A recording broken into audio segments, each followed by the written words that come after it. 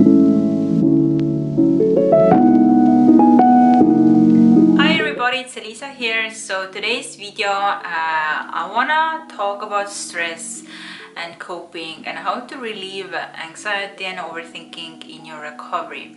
And last week I actually put up a meditation, a guided meditation, and this is something I did first time publicly, but I think it went really well, and I got many emails, people telling me you enjoyed it. So this is kind of like a follow-up to that meditation, and let's keep talking about that de-stressing in your recovery. When it comes to your physical recovery, mental recovery, rebalancing your hormones, helping with good digestion and even like sleep, de-stressing and dealing with anxiety and constant worry in recovery is definitely very important, because again, recovery is not just about food and eating whatever you want.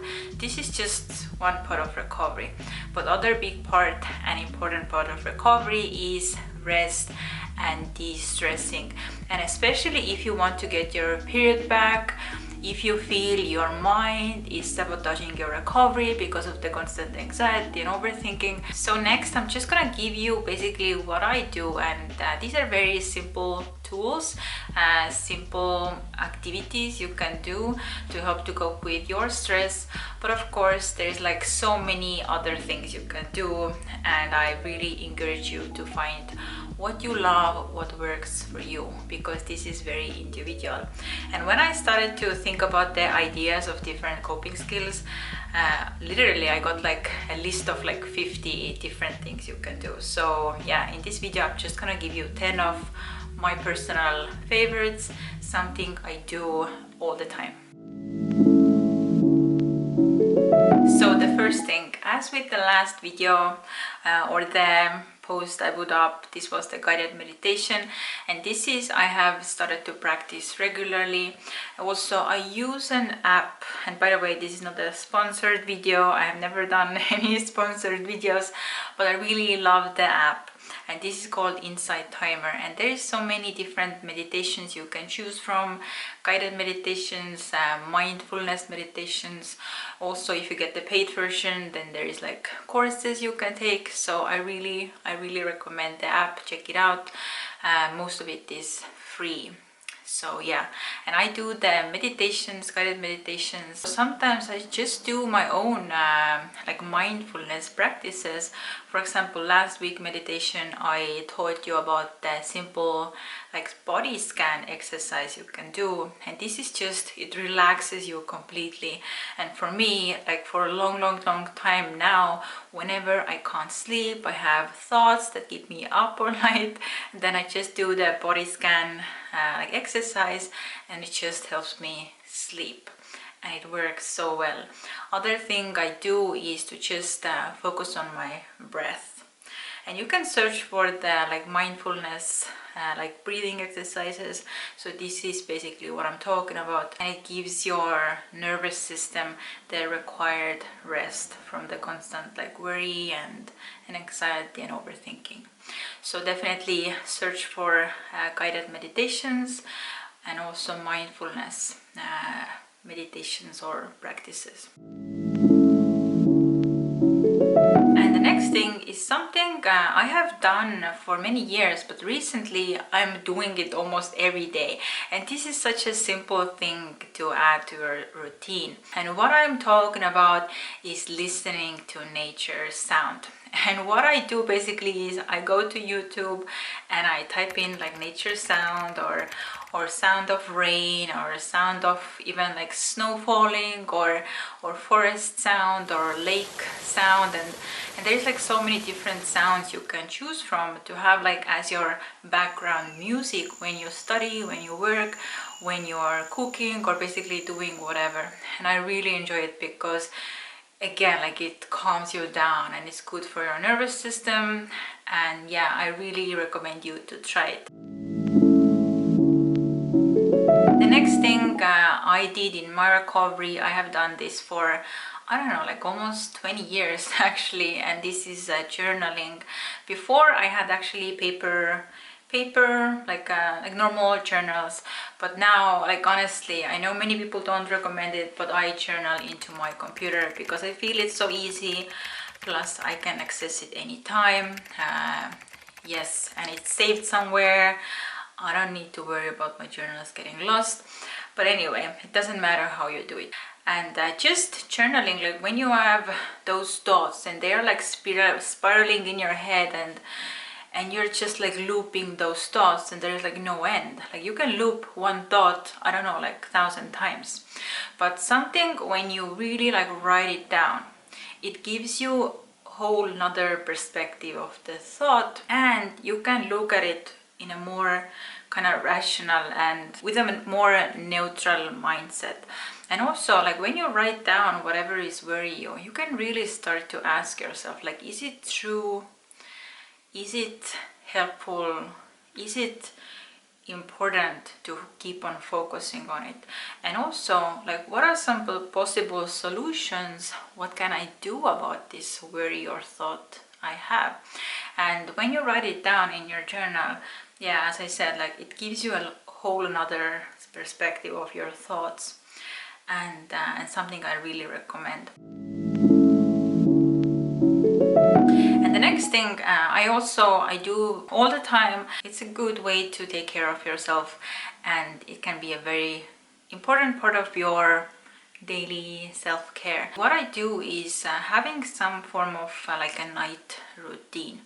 And for example, for me, I try to shut off all the electronics, computer, at least 9 o'clock p.m. And also another thing I do is that I have certain apps that I use on my computer and also on my phone that will, you know how the computer or phone screen has this like blue light. This can disrupt your normal sleep hormones, your circadian rhythm. To help promote good night's rest, it's actually to have like red light. And there is some apps you can use on your computer. I can list them down below, and this will naturally dim your computer light to more yellow or more towards red, and it's not gonna disrupt your sleep. And another thing I really recommend you to is maybe look into possibly taking some magnesium, because magnesium is such an important mineral, and especially people can very easily get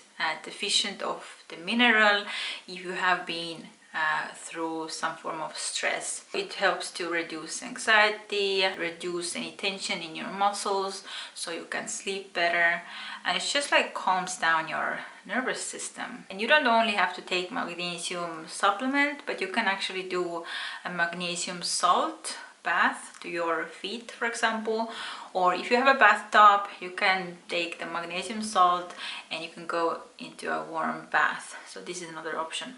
Or there is an option of magnesium oil you can basically spray on your feet. And also what I do with my night routine is that when I shut off my electronics, maybe I go and take a shower, I put on some face mask, maybe I read something, I light some candles, I listen to my nature sound, and I do my meditation. Just everything calming should be in your night routine.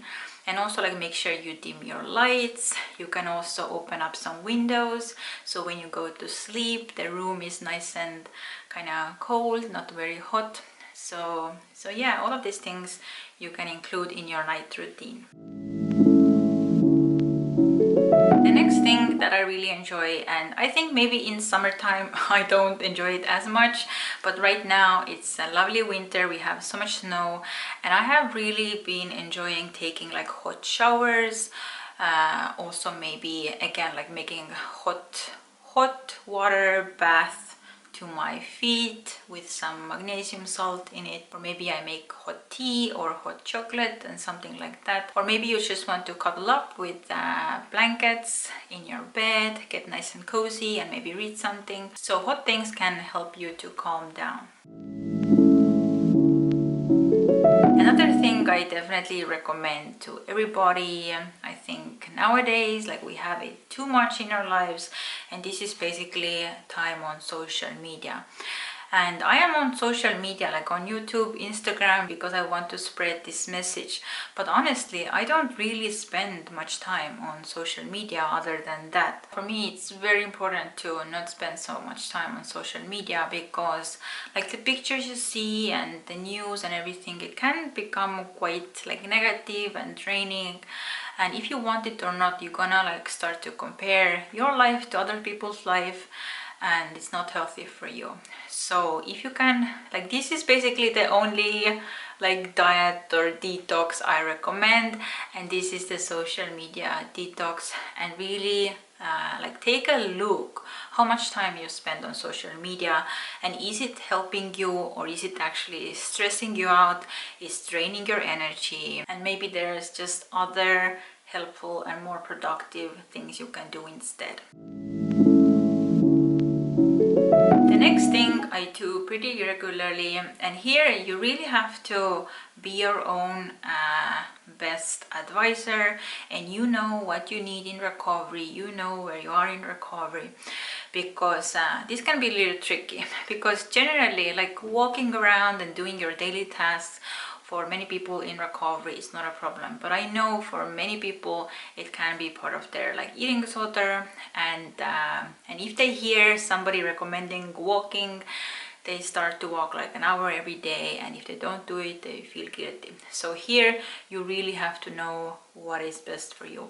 But basically what I do is just like walking in nature, and very often I don't even listen to anything.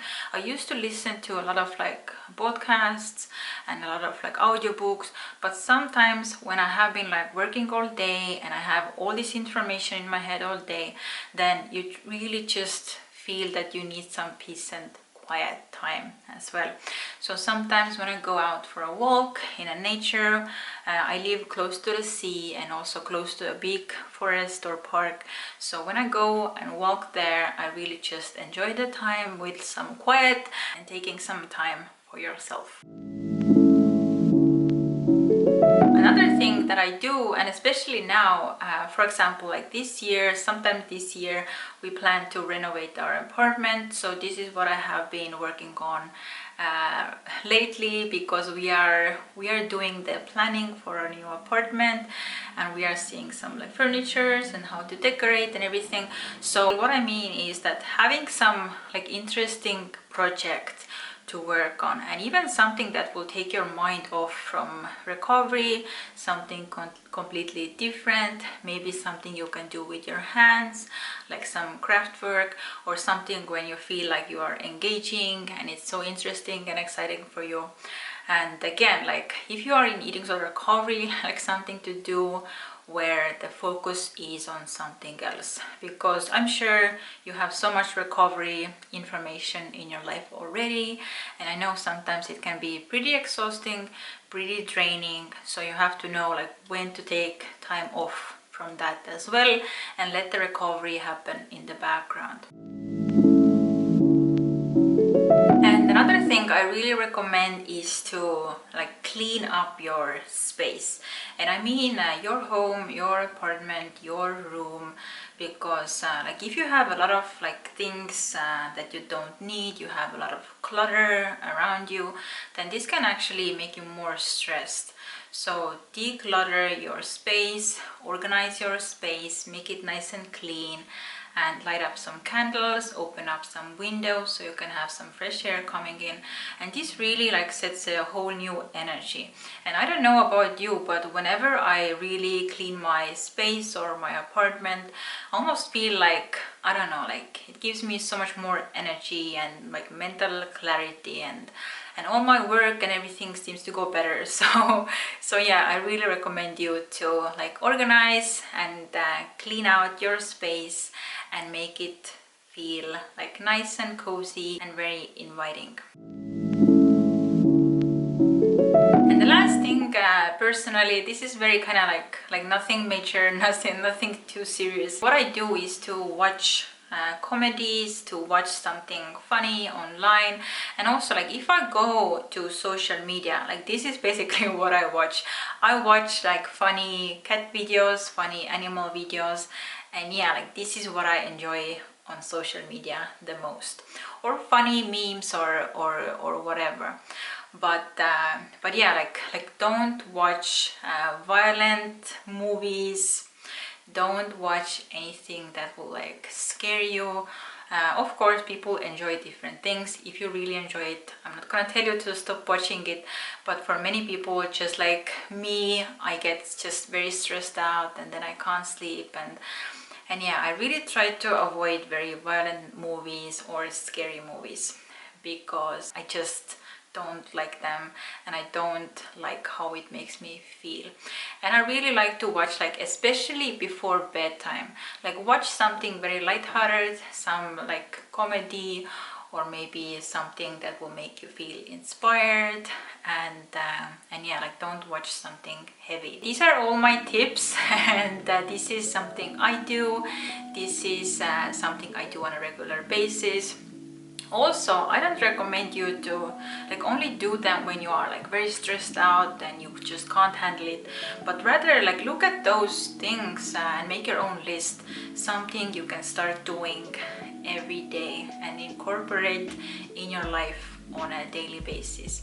Because if you have something like this, like the coping skills, something that will de-stress you, reduce anxiety and just make you calm, if you have something in your life all the time, then it's kind of a more sustainable way for long term, and you're almost like you are preventing those big stressful situations even happening. So yeah, this is what I recommend. You can let me know in the comments below what are some things you enjoy doing that is de-stressing, that is releasing anxiety, and your coping skills, what helps you to deal with emotions in recovery in a healthy way. You can let me know. But yeah, I really hope you enjoyed this video, and please like the video, and also don't forget to subscribe for the next coming videos, and I will see you very soon. Bye.